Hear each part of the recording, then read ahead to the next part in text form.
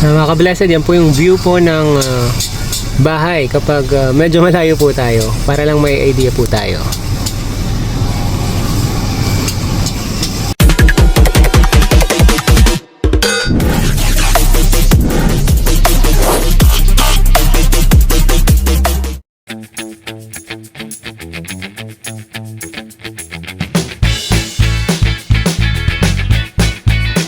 Nagpalang araw po sa bawat isa. Welcome back po sa ating channel and welcome back po sa Blessed Builders.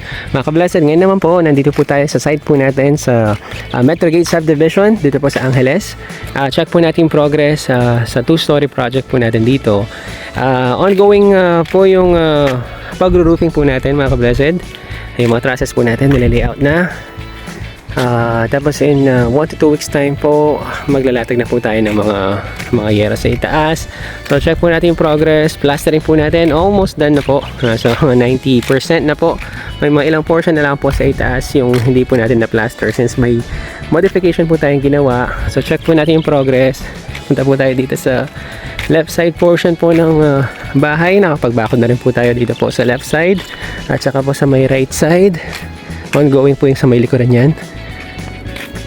Tapos yung roofing po natin, yan. Tapos na po yung dito sa yung trusses po natin po sa may likuran. Yan, papunta na po tayo dito sa may harapan. Yan, plaster po, okay na yung sa labas. Pati po yung dito po yan sa bakod, pa-plaster din po natin yan. Check po natin. Yan, so itong portion po na to, ito po yung parking area niyan. Parking, tapos meron po tayong extension yan dito. Yung roof po natin yan, mag-extend po siya dito. Yan. 2-car parking. Yan, ito po yung property light po natin. Dito po sa kabilang side. Yan, check po natin. Yan, so meron pa po tayong 2 meter space po dito. 2 meter setback. Tapos ito pong column na to, mag-extend po yan. Papunta po dito sa parking area po natin. Tapos itong opening po na to, window po yan ng master's bedroom. So ito po yung space po natin dito po sa harapan. So kapag flooring na rin po tayo, ka-blessed, meron po tayong hallway po niyan dito. Ayan, pathway papunta po sa ating lanay area. Tapos meron po tayong 1 step po dito. Tapos itong portion po na to, yan, pwede pong ipa-landscape. Yung property light po kasi natin yan, nandito po siya hanggang sa dulo. Ihuhuli po natin, ka-blessed, yung bakod po natin dito sa harapan since gagawin na po niyan yung pool. Mag-excavate po niyan dito ng pool for convenience po. Hindi po muna natin babakuran yung dito sa harapan. Sa gilid po muna, pati po yung sa likod, para po pag nag-excavate po sila ng swimming pool yan, hindi po sila mahirapan. So dito po yung portion ng swimming pool yan.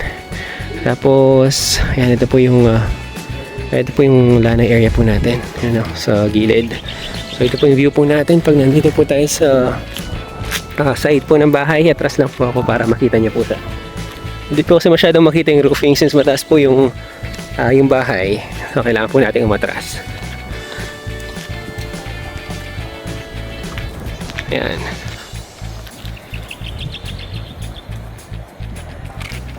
Ayan, so balik po tayo sa loob para makita po natin yung layout ng bahay. So unti na pong lumilitaw yung itsura po ng bahay. Binabati po pala natin yung mga client po natin nasa US. Definitely nanonood po yan sila. Hello po. Yan lang po, darating po sila in few months time para po yan, mamili po ng gamit para po sa bahay. And may mga gamit din po silang binili sa US. So dadalhin po nila dito. Yun po yung mga gagamitin po natin sa mga fixtures po nila, like yung faucet, yung mga accessories po ng bahay. Yan, binili po nila from US. So from US, dadalhin po nila dito, tapos install po natin. Yan, so ito po yung pinaka-view po natin. Yan, meron po tayong terrace sa itaas, tapos lanay po sa ibaba.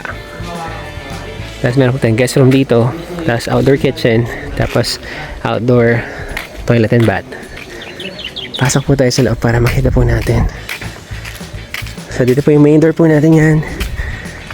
Upgraded po yung main door po natin. Mas lumapad po siya sa regular size. So pagpasok po natin, yan, naka-flooring na po siya. Ito po palang gagamitin po natin dito is vinyl po siya. Hindi po siya regular tiles. In the future po makita niyo po yung design. So wood design po yung pinili po ng mga client po natin. So upon entry, lumilitaw na po yung itsura po ng bahay. So pagpasok, open concept po siya. Ito po yung living area. Tapos big glasses po yung dito. Glasses, window glasses, pati po yung sa itaas. Window glasses din po. Yan o. Napakaraming natural light po, which is very ideal kapag ganito po yung bahay. And open concept, yung pagpasok mo puro natural light po yung nakita po natin. It's sa ibaba, dito po sa itaas. Tapos high ceiling po tayo niyan dito. Yan, sa portion po na to.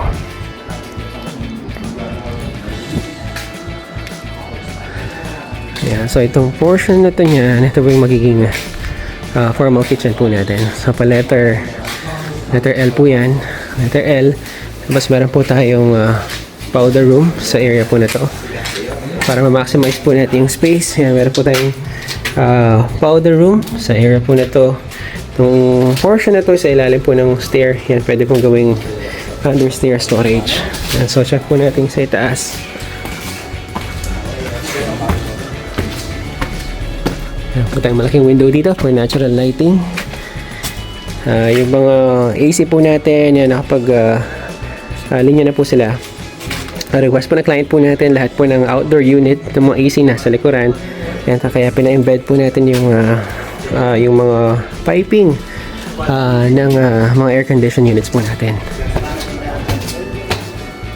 Yan, start po tayo dito sa mga rooms. Dito po sa itaas, may mga modification po tayong ginawa dito. Request po na client po natin.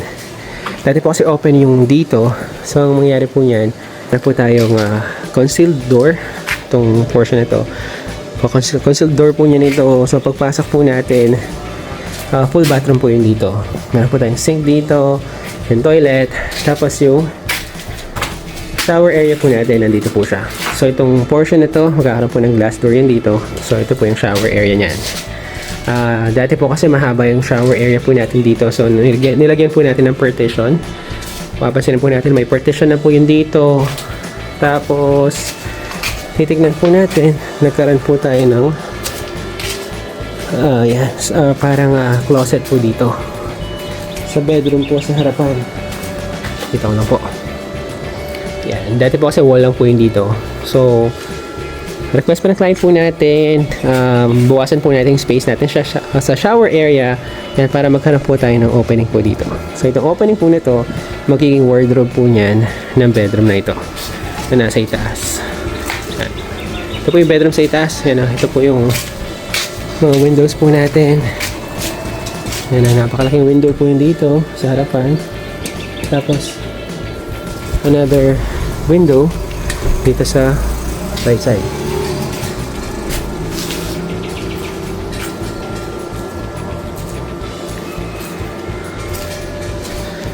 Yan, so after po ng bedroom na to, punta tayo sa bedroom 2.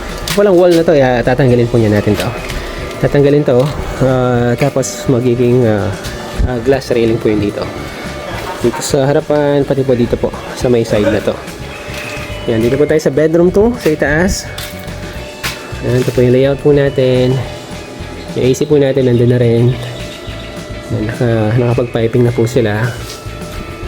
Tapos, dito po sa family area po natin. Family area po natin, ito siya. Napakalaki po ng space natin dito. Meron din po AC dito sa may family area. And then malaking window po yung nilagay po natin dito. Yan, tapos dito po sa portion na to, yan, meron po tayong mga windows dito. And then meron po tayong access door po nyo dito. Yung door po na to, yan, this will lead us sa ating terrace sa may second floor. Naka-extend din po yung canopy po natin dito para at least may silong pa rin po. So ito po yung view po niyan natin pag nandito tayo sa taas. Ayan. So ito makita po niyan natin dito is pool area sa portion po na to. Pool area, and then yan, dito po overlooking din Sa portion po na to.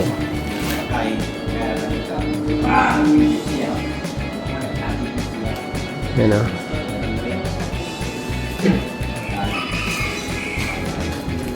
Ito po yung view po natin sa harapan.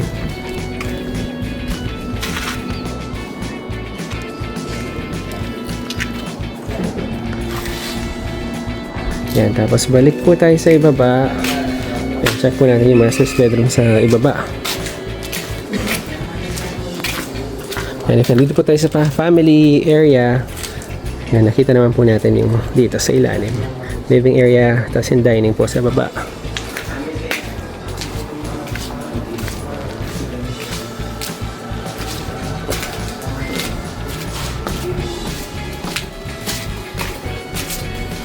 So check po natin yung master's bedroom. Ay, okay mo video ka? Na? Sa ating master's bedroom, meron po tayong wardrobe dito. So itong wardrobe na to, yan, kasama po niya is yung extension po ng ating, yan, dito po yung banyo po natin. Yan, para po sa master's bedroom. Tapos paglabas po sa ating master's bedroom, yan, ito po yung makita po natin. Living area. Tapos palabas po, check po natin. Video ko ba na? Break time po ng mga boys. Yan, so itong area po na to, nakita po natin dito sa likuran. Ayan. So papansin po natin meron tayong space po dito.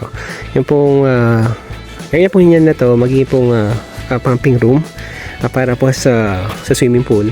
Tapos meron po tayong door po dito. And ito pong door po na to para po sa guest room. Ayan, guest room po yung dito. Tapos yung dito naman po outdoor kitchen. Ayan, so ito pong portion na to. Yan, magkakaroon po tayo ng letter L na kitchen po yan dito sa portion na to. Ayan, tapos yung outdoor bathroom po natin dito siya. Ayan, so meron po tayong bathroom dito. And outdoor. Tapos yung space po natin sa likod. Yan, dito po siya. Nag-start na rin po yung paghukay po natin dito sa likuran. Meron po kasing existing bakod po yung subdivision, pero hindi po natin siya gagamitin. So magtatayo po tayo ng sarili po nating bakod. Yan. So dito po sa likuran. Yan, so ito po yung view po natin sa likuran. Ikutan lang po natin yung bahay. Yan, may space pa po dito. Yan. Na pwede i-utilize. Kasi yung laundry po natin dito po siya. Sa portion po na to. Sa likuran, laundry. And then sa gilid naman po, yan, ito po yung space po natin. Papunta po sa ating parking area. Yan po yung view po ng bahay kapag medyo malayo po tayo. Para lang may idea po tayo. Mga ka-blessed, yan po muna yung pinakahuling update po natin dito po sa site po natin sa Metrogate Subdivision. Maraming salamat po for tuning in sa ating pong vlog ngayong araw. Mag-ingat po tayong lahat at pagpalain po tayo ng Panginoon.